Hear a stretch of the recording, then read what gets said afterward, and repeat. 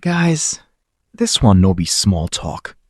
What started like a simple interview suddenly turned into a moment Nigerians are now talking about everywhere. It happened live, no filter, no warning. During a live interview on Arise Television, respected broadcaster Oseni Rufai asked a question many Nigerians have been quietly thinking about. Yeah, can your party face internal crisis? Especially now that new people are joining. A normal question, right? But what followed shocked many viewers. Hakeem Baba-Ahmed did not hold back. Instead of a calm political answer, he fired back strongly. With this your bad prayer, you will wash your mouth. Go and wash your mouth for making bad predictions. Guys, that was not just a response. That was a warning. That was emotion. That was a man clearly tired of what he believes is negative thinking about his party. Our party is different. Baba-Ahmed went further to explain that the People's Redemption Party is not like other political parties struggling with internal fight.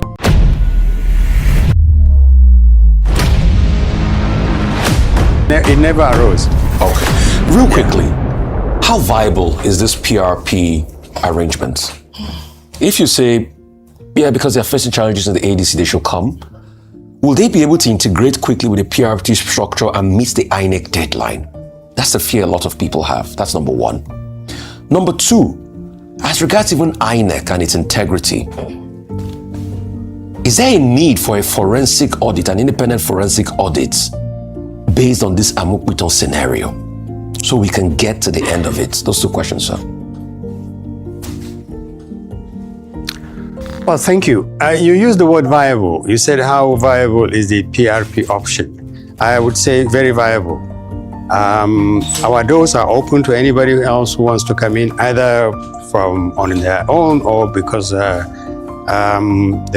system has blocked and virtually destroyed their own party. As in the last 3-4 weeks, you will be amazed at how many people have reached out to us to say, we're coming over to your party, and we say our doors are open. So we see our role in the next few months is far, far, far greater than anything we've done before. And we're very humbled by the fact that people are not just coming here as political refugees. They're coming because we're a party of principles. We are 70 years old. We're the oldest party. We've always existed on the basis of certain principles. And we think that it's the kind of thing we can do. Yes, you correctly raised the issue of time. Time can be a challenge, but we will overcome it. We know Nigerians are ready for real difference, real change in the way this country is running. I watched you before I came here. Some of these percentages you're talking about in terms of budget releases for budgetary commitments are unbelievable. In a country like this, you are giving Ministry of Defense 7% to buy procurement. It's unbelievable. There's no way in the world Nigerians are going to allow this administration to come back in a free and fair election. So yes, it's a viable option. We have to work very hard, but people can come in, and they are aware of the timelines. They are very tight. They are counting the seconds. If the Supreme Court in the next few days says, sorry guys, but for one reason or the other, you can't go on as ADC or whatever the other parties are, then they know that our doors are open. We've been speaking with them. They know they are welcome. They know we have some conditions for joining. We ask you to join the party first before we start talking to you as a sign of faith. And we believe that it is something we can work. Now, you raise a very, very serious issue, the integrity of INEC. This is absolutely essential for the survival of the democratic process. It doesn't matter what President Tinubu and his APC and his 32 governors and virtually everybody in government do. INEC must deliver a free and fair and credible election. Otherwise, the consequences will be too disastrous to contemplate. I was secretary of INEC. I was secretary of INEC when we had Obasanjo's second term came in place. And at that time, the secretary of INEC was a very powerful person. You had a chairman, you had a national commission, you have state commissioners, but the secretary had to be a serving permanent secretary. He was in charge of so many things. One of the things I would say here, and forgive me if I don't mention a name, to show you the kind of standards of integrity required of INEC, not just because the public demands it, not just because the law demands it, is that the people who are there must live above board. Absolutely, you leave no grounds for suspicion. INEC commissioners on their own found out that one of our own national commissioners had committed a transgression that could seriously damage the integrity of the 2023 elections on our own. And we got to this commissioner and said, there is no way in the world you can stay in place. If you insist on staying in place all the way to the elections, this was just a few weeks before the 2023 elections. We said, if you insist on staying as a commissioner in place, we will report this matter to the authorities. You will taint and discredit the integrity of this election, and we will not tolerate it. It took a few days. I suspect President Obasanjo knew about it, but President Obasanjo never interfered. And do you know what? We got that commissioner to resign and leave National Commissioner for INEC. Another person was appointed in that commissioner's place. I mention this only because it is important to emphasize the fact that if there's one institution around election time or any other time that should not tolerate all these questions they are asking, it should be INEC. And in the interest of the 2027 election, it is not the wrong thing to do, to raise issues and demand answers. Okay, thank you so much, Mr. Baba-Ahmed, and thank you for sharing that story. That's quite interesting. Before I ask around the state of the nation, because you already touched on some of these things, is what was different about INEC at that time when you were secretary, such that you were able to uphold the integrity of the institution to that extent that you took such actions against, because of the actions of a particular national commissioner, So what was the difference then and now? Because what we should have now is a stronger institution based on the Electoral Act that has been, amended. So what we are looking at is a stronger institution, or the example you're giving is one that was stronger at the time, because I don't seem to recall any of such a thing happening in recent time. And then the president is saying that the opposition are the architects of their own misfortune. He made, statements to this effect when he met with coordinators of the Renewed Hope ambassadors last week. He also said that, you keep criticizing him, but if you need to see the reforms, if you cannot see the reforms or changes that his government has made, perhaps you need to wear glasses.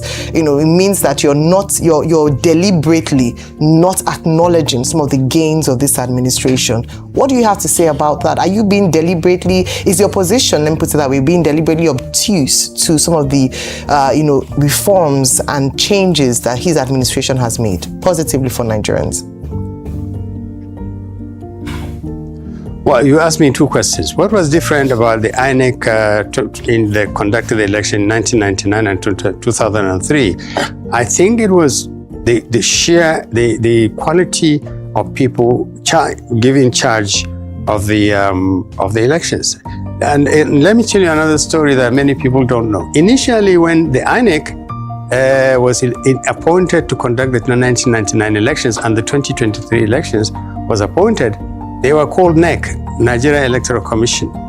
They realized that name had already been tainted in a controversy. Sorry, 2003 election, sorry. And they went back to the president and said, we want you to introduce the word INEC before NEC.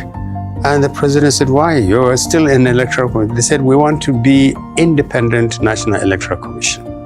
You had persons of unimpeachable integrity. I was very, very proud to work with them. I was just deployed there routinely as a secretary of INEC because I was a serving permanent secretary. But believe me, those 13 people, including late Gubadia, who was the chairman, and a lot of the people, I think very few people are left, people like Professor Shehu Galadanchi, were Nigerians of unimpeachable integrity. They were people who committed themselves entirely to conduct an election in a manner that does not damage their credibility.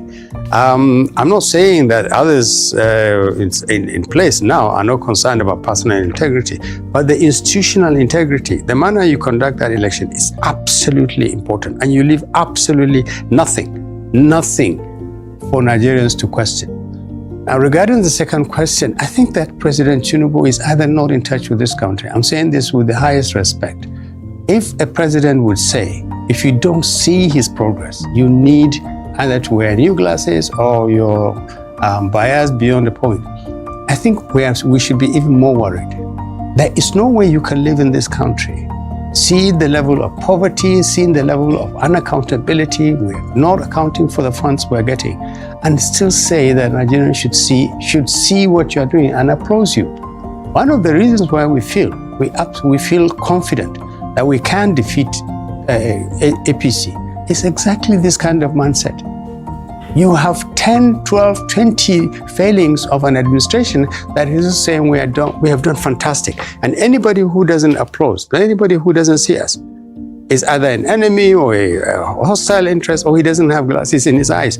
I think President Tinubu, honestly, and I'm saying this with all due respect, somehow he's too isolated from the problems of this country that he actually thinks the reforms on paper translate into the way Nigerians live. They don't. We are more insecure, we are more hungry, we are more desperate, we want change. If he doesn't understand that and he goes to the elections with this attitude and INEC conducts a free and fair election, then we're home and dry. Okay, all right. Some people are saying that, during that 2003 election was the time we had people named Mike Tyson on the voters register, but that's a side note. I'd like for you to speak more on performance, governance performance, track record, because I remember the last time I had the great opportunity of interviewing you, you had said that, Nigerians are tired of politicking and promises. They want to see results, and that echoes what you've just said now. My question is, who amongst the coalition or within the opposition, especially those who are being called front runners, who of those do you think has the reputable, impeccable track record of governance, performance in governance that you'll be opening your arms to? Because, of course, their track record has been questioned over the past few weeks. And then secondly, I know that your digital register closes tomorrow. Will you be extending the period of your party membership registration to accommodate those who are likely to be flooding into your party over the next few days? Well, thank you very much. Let me address the first question you asked. Who do I see as likely to provide the kind of leadership that will reverse this lamentable state of the country, and whether we'll be able to accommodate them? Let me say this. One of the first things we did in the last few weeks and months is to say, look, nobody in this country tells Nigerians what they will do if they get into power. Nobody. They just want the power, and then they decide what to do. We in the PRP said, no, we need to be identified with a number of things. And we identified 5 things. One is that we must restore credibility, integrity, and competence to all levels of leadership in this country. Bad leadership, poor leadership, indifferent leadership is what has brought this country to where it is. A nation of 250 million people has no business being in this level of distress. If we had been led by good people, honest people, people who want to serve as an end in itself rather than just serve and make a lot of money. So we emphasize the first one. We must restore integrity, credibility, and competence. Number 2, we want to re-secure Nigerians. There is no way we can continue in a situation where children are being abducted on their way to sit down, villagers are being abducted, and demands of 1 billion naira is being made for them every single day. Nigerians are reminded that we live in an insecure country. So our second challenge, which was telling Nigerians, if you vote for us, we will make sure we deliver, is to resecure Nigerians. The third one is we have to rebuild the Nigerian economy. Dr. President Tinubu and his Baba-Ahmed, party if I may interject, on our faces. If I may interject, my question was, of those who are coming to PRP from the ADC coalition, can you just handpick a few names of people who, by your estimation, have the type of track record of performance in governance that you would like to see? Because if we're to quote the president last week, he said everybody there has a history, and he named a few cases. I won't get into that. So I'd love for you to use this opportunity to tell Nigerians, by your estimation, who has, of the ADC coalition, who has the type of track record that sparks your interest and that makes you feel that Nigeria will be in safe hands under their stewardship? I know where you're going. You would like me to mention a specific name and say to Nigerians, if this person leaves ADC and comes to PRP and we give him the ticket, he will deliver Nigeria. I understand, I hear you very well. The point is, first of all, PRP itself has a pedigree, has a large number of excellent Nigerians who have performed diligently and fantastically in terms of what they have done. I can't mention names here, but we are not just a nobody. We have people, very, very good people who have run this, who have done fantastic work in other parts of the country. If some people from ADC or any other party join us, as I said, I was mentioning 5 things they must subscribe to. They must subscribe to. The party will exercise effective and legal supervision over them to make sure that the next government formed, under whatever name, under whatever arrangement, must go the opposite direction of this government. They must go. If this country is going to be changed, the starting point will be in 2027 elections. So there are good people. A lot of them are coming in, but whoever comes into PRP will have to abide by the principles and the ideals of this administration. Okay. If they can do that, then Nigeria is safe. Okay, the second question she asked about party register and time. Are you going to extend the time for your party register before I ask you my question? Our understanding is that we have until the end of this month to submit to INEC our digital, our register. And we've sought for clarification on this. We're doing that, but we're registering people every day. Okay. We will stick by the law. Okay. If it is tomorrow, we'll do that. If it is on the 29th, we'll do that. Okay, real quickly, a quick fact check for you. I mean, this 2003 elections, you keep talking like it was glowing. It wasn't a glowing election. Let me tell you the European Union verdict on that 2003 elections that you said there was a lot of integrity. There was serious irregularity and fraud, stating that minimum standards of democratic elections were not met in several states in Rivers, Delta, Enugu, Imo.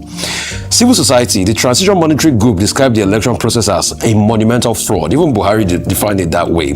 He also went to court. Commonwealth observers, they offered praise, suggesting effort enabled the vote to be free in so many areas.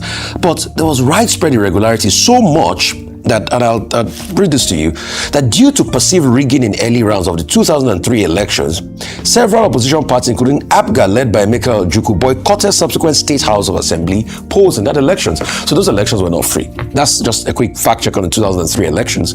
But real quickly, my question to you now is, will PRP consider a southern presidential candidate as part of the zeitgeist and the momentum in the nation as we speak today in their consideration? Thank you. Rufai, I hope you become a president one day so that you'll be on the receiving end of some of these very difficult questions to ask. But let me answer you. I don't think that you can have a completely flawless election.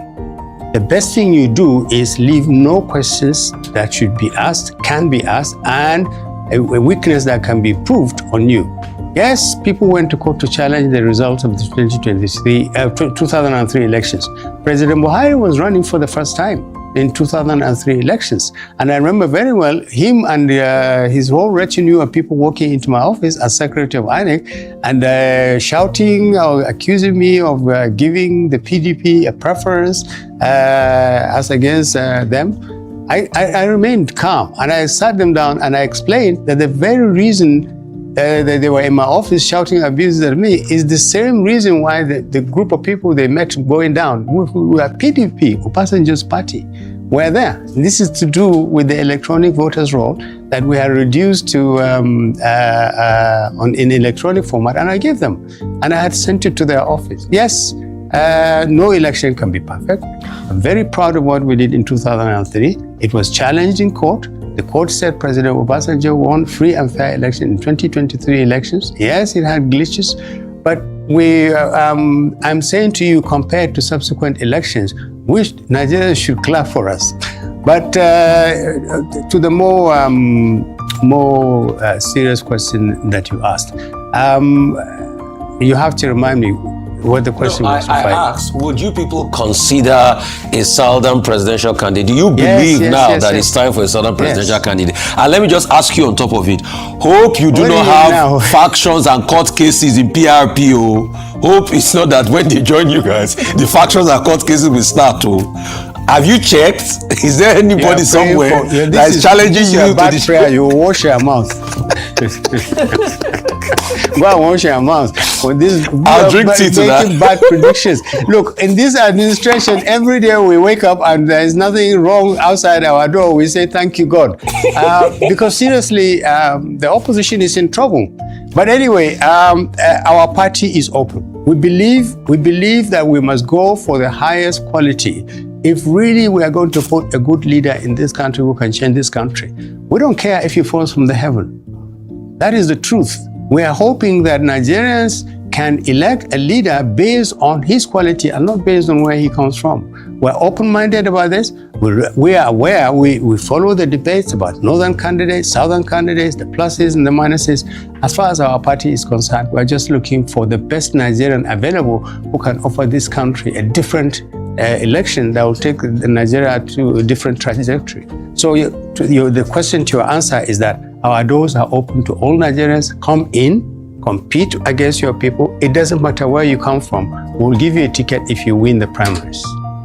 Okay, all right, thank you. Let me just go back to that statement on the elections, because it almost seems as if you're making an excuse that there's no election that can be run in Nigeria without hitches, whether technical glitches or human glitches or glitches as we experienced in 2003 when one particular polling unit all voted for PDP. So it seems like it's just a recycling of the same challenges we had, because now, unlike the PDP then being in power, the APC is in power. And so would you say that what they are doing is essentially cultural for Nigerian politics?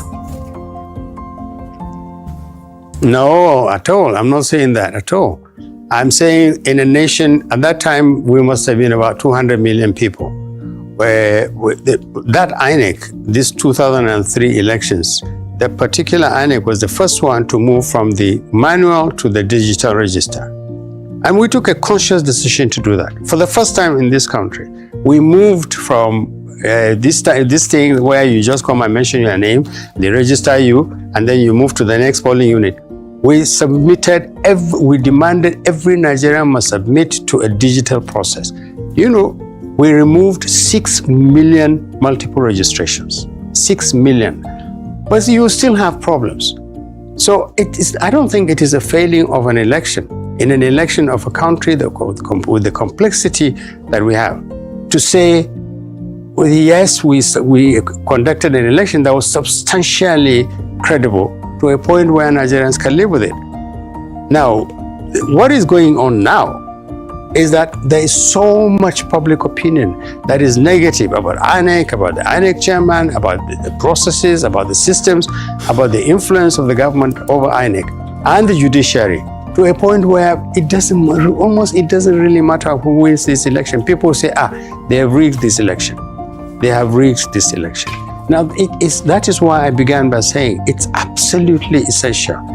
No, don't allow the slightest hint of wrongdoing or the absence of credibility and integrity at any level of INEC. If you do that, then you risk a situation where the quality of our democratic process, not just the election, the quality of our democratic process will just continue to decline. We, on our part, are willing to play our role. If the party, if the Nigerians want change, then they should not just go and vote and walk away. Stay there, watch the votes, watch the counting, follow it through, and vote good people. In the name of God, go vote good people.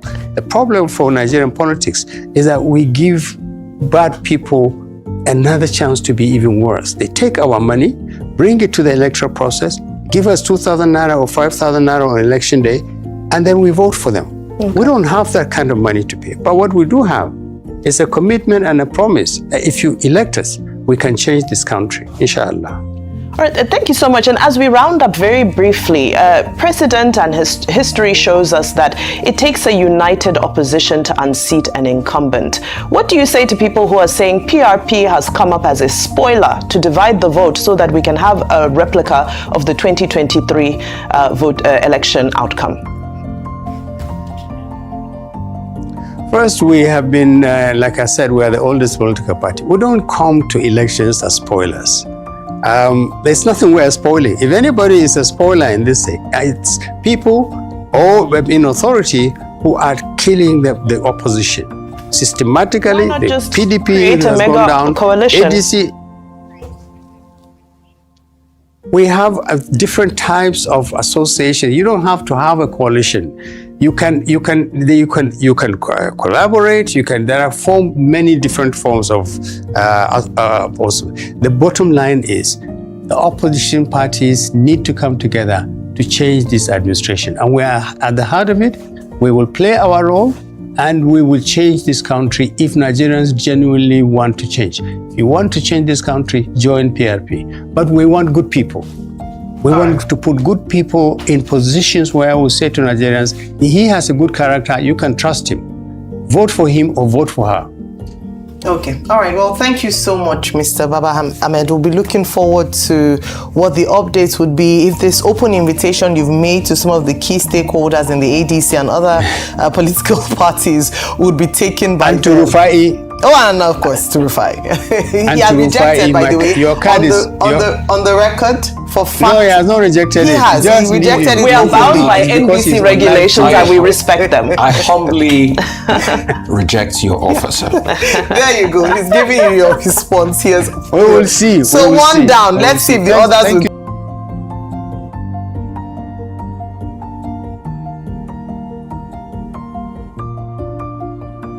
Our party is different. Baba-Ahmed went further to explain that the People's Redemption Party, PRP, is not like other political parties struggling with internal fights, court cases, leadership crises. Instead, he said, every day they wake up and thank God because nothing is wrong inside their party. In a country where political parties are often divided, that statement carries weight. But guys, is that the full picture? The bigger political reality. Let's be honest, across Nigeria today, many opposition parties are facing serious problems. Leadership battles, legal disputes, internal betrayals. So when Baba-Ahmed speaks with confidence, some people see strength, but others see defensiveness. Nigeria under fire, a growing disconnect. Now guys, this is where the conversation gets deeper. Because beyond party politics, the real issue is the condition of Nigeria itself. Many Nigerians are asking, is the government really listening? Recent comments linked to Bola Ahmed Tinubu have raised concerns. When citizens complain about hardship and leaders respond with statements like, get new glasses, or you are biased, it creates a dangerous gap. A gap between leadership and reality. The reality on the streets. Let's break it down simply, guys. Transport costs? Sky high. Food prices? Still rising. Salaries? Not moving. So when people hear political leaders speak with confidence, but their daily lives say something else, it creates frustration. 2027, the silent battle already beginning.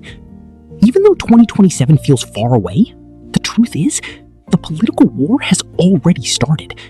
Statements like this, clashes like this, emotional reactions on live TV, they're all signs of something bigger coming. A battle not just for power, but for trust. My final thought, who do Nigerians believe? Guys, this is the real question. Do Nigerians believe the confident politicians?